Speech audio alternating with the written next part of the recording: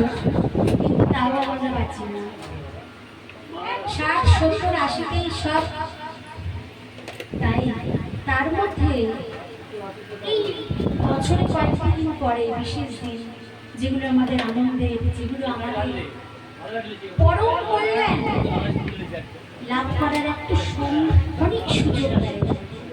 তাই এই বিনা ঝিঝঞ্ঝাটে, বিনা অন্য চিন্তায় যদি আমরা এই সামান্যটুকু সময় যদি সদ্ব্যবহার করি, তাহলে মহা মহা বিপদ থেকে আমরা রক্ষা অবশ্যই পাবো। কোটি কোটি জন্মে আমরা যে কর্ম করেছি তার ফল যেরকম এখন ভুগছি, আর মনে করছি আর ভালো লাগে না। এই মহা বিপদগুলো হঠাৎ হঠাৎ যখন আমাদের জীবনে আবির্ভূত হয়, তখন মনে হয় কেন হলো আমার সাথে। কিন্তু আমরা জানি না যে নিজ কর্ম দোষ ফলে পরিভবার নব জলে হাবু ডুবু খাই কতকাল। আমরা নিজের কর্ম ফলই নিজে পাচ্ছি, আমরা শুধু পরের দোষ দিয়ে জীবন কাটাই। কিন্তু না, যা হচ্ছে কষ্ট সব আমি করেছি, ওই জন্যই আমি পাচ্ছি। তাই ভক্ত সবসময় বিশ্বাস করে যে আমার কর্ম ফলেই, এখানেই ভক্তের সাথে সাধারণ মানুষের পার্থক্য। সাধারণ মানুষ পরের দোষ দিয়ে সারা জীবন কাটায় যে আমি খুব ভালো, কিন্তু আমার এমন হয়েছে। ভক্ত কি মনে করে না, প্রভু আমি কষ্ট দিয়েছিলাম আরেকজনকে, তাই অন্য আমায় কষ্ট দিল। এই যে ভক্তের চিন্তাধারা সব সময়, হরিদাস ঠাকুরকে আপনারা সকলেই জানেন, 22 বছর নেত্রাঘাত করছে, তিনি দোষারোপ করতে পারতেন, হে ভগবান আমি 3 লক্ষ নাম করে আমার কেন এত কষ্ট, কিন্তু তা বলেননি। বা যারা মারছে তিনি বলতে পারতেন যে তোমরা কেন মারছো, এত নিষ্ঠুর কেন, তা বলেননি। বা তিনি শোক নিতে পারতেন পরবর্তীকালে, তাও করেননি। তিনি জানেন তিনি পূর্বজন্মে কোনো বড় অপরাধ করেছেন, তাই জন্য বড় শাস্তি পেতে হচ্ছে এই জন্মে।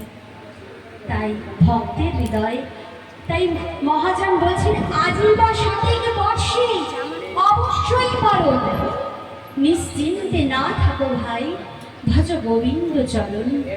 জীবনের ঠিক নাই, আজ যে আমি এখানে বসে আছি, কাল আমি নাও থাকতে পারি, এখন চলে গেছে আমি পড়ে যেতে পারি, কে জানে।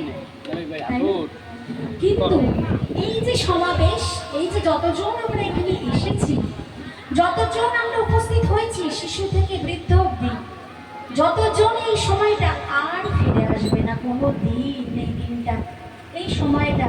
তাই একটু সময় হাতে রেখে, রাধাষ্টমী মানে সবচেয়ে শ্রেয় দিন, যার উপরে কোনো তত্ত্ব নাই, কোনো কিছু নাই, রাধা আরাধনার শেষ যেখানে, যেখানে ভগবানও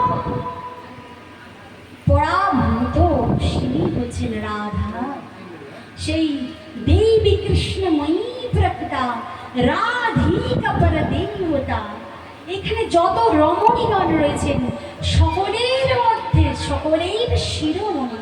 শুধু এখানে নয়, স্বর্গে, মর্তে, পাতালে, যেখানে যেখানে রমণীগণ, দেবীগণ সবাই রয়েছেন, যত কোটি কোটি ব্রহ্মাণ্ডের লক্ষ্মীগণ, রমাগণ যত রয়েছেন, রামাগণ, যত রমণী আছেন দেহধারী, সকলের শ্রেষ্ঠা রমণী শিরোমণি বৃষভানুনন্দিনী। সেই ছোট্ট রাধিকা কালকে যার আবির্ভাব দিয়েছিল, তিনি হচ্ছেন রমণীর শিরোমণি বৃষভানুনন্দিনী। তাই সেই রাধা রানীর উদ্দেশ্যে আমরা একটু হাত জোর করে, হাত তুলে যদি বলি একবার রাধে জয় জয় শ্রী রাধে, সকলের আমি বলছি, মহাজনগণ বলেছেন বলে আমি বলছি, আমি কালারকে, কিন্তু মহাজনগণ বলেছেন যে একটি পরিকাষ্ঠাতে, একটি পরিমণ্ডলে যতজন ভক্ত থাকেন, প্রত্যেকে মহাভয় থেকে ত্রাণ অবশ্যই পান। এবং অবশ্যই ভগবানের সামনে ভক্ত যখন কোনো কিছু সবাই ভক্ত আমি আপনাদের আপনি আমাদের যখন একসাথে তার গুণগান করা হয় সেখানে আমি আপনি সকলের মহাভয় থেকে তারা অবশ্যই লাভ হয়।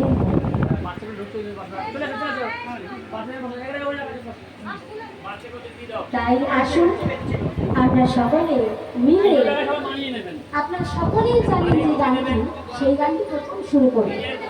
এগুলো রেডি হতে হতে হ্যাঁ